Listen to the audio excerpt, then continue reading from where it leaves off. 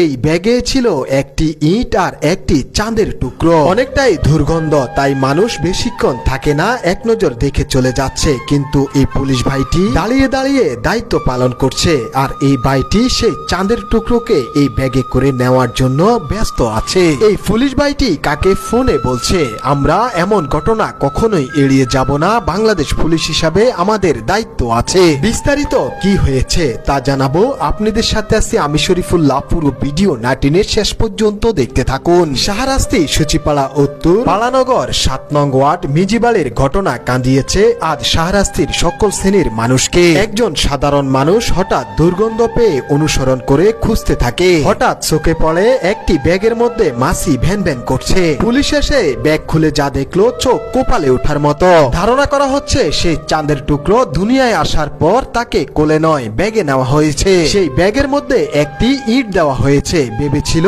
পানির উপরে যেন ভেসে না ওঠে। হয়তো এই চাঁদের টুকরো চিৎকার করে বলতে চেয়েছিল, আমার কি দোষ, আমাকে কেন এমন করছেন আপনারা?